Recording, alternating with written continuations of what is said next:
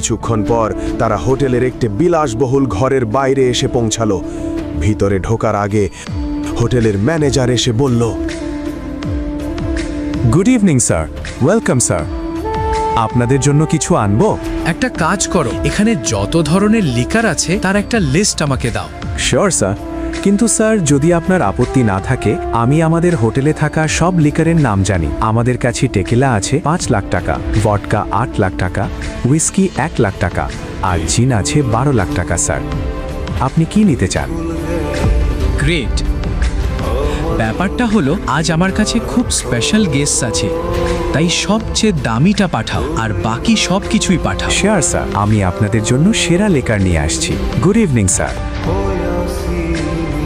আকরাম, হোটেলটা তোমার, অ্যালকোহলও তোমার, তবুও তোমার ম্যানেজার তোমাকে অ্যালকোহলের দাম বলছে, যখন তুমি যে কোনোটা নিতে পারো। কারণ বন্ধু, আমি দিনের হিসেব করে অ্যালকোহল অর্ডার করি, আর আজকের দিনটা আমার জন্য খুবই গুরুত্বপূর্ণ, আসলে আমাদের সবার জীবনের জন্য। তাই আজ আমরা তিনজনই দামি অ্যালকোহল নেব। তো চল উপভোগ করি। ওকে, কাম, লেটস এনজয়। এখন এখানে তোমার পরিচয় লুকানোর দরকার নেই। এই ঘরটাও প্রাইভেট আর সবচেয়ে সেফ। বসো। ঘরটা ছিল ভীষণ বিলাসবহুল। তিনজনই বসে পড়ল। অভিনব খুব মনোযোগ দিয়ে বালরাজকে লক্ষ্য করছিল। বালরাজ, আজ আমি তোমাকে এখানে ডেকেছি খুব গুরুত্বপূর্ণ একটা খবর দেওয়ার জন্য। আমরা সঞ্জয়ের ছেলে টাইগারকে খুঁজে পেয়েছি, কিন্তু সে এখন আন্ডার কাভারে আছে, তাই বাইরে তোমার সঙ্গে পরিচয় করাতে পারিনি। Excuse me, sir. Your snacks and drinks.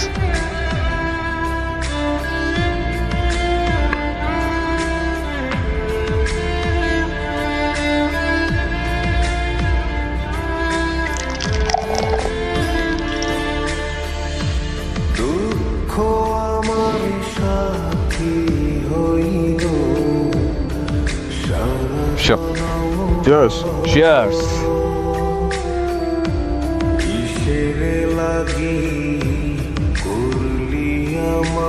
তাহলে এই হলো টাইগার? হ্যাঁ, এটাই আমাদের টাইগার। আমি চেয়েছিলাম ও যেন আমাদের টিমের বড় আর গুরুত্বপূর্ণ সদস্যদের সঙ্গে দেখা করে, আর দেখা করার পর আমরা যে পথে এগোচ্ছি সেই পথে আমাদের নেতৃত্ব দেয়। ক্ষমা করো বন্ধু, কিন্তু আমি একটু হাসছি। কি হলো, সব কথা তুমিই বলছো। আমাদের টাইগার কি বোবা? বলরাজ, টাইগার সম্পর্কে এভাবে কথা বলা উচিত নয়। ক্ষমা করো বন্ধু, ক্ষমা করো। তোমার এই সাহসটা আমার ভালো লেগেছে। ওকে,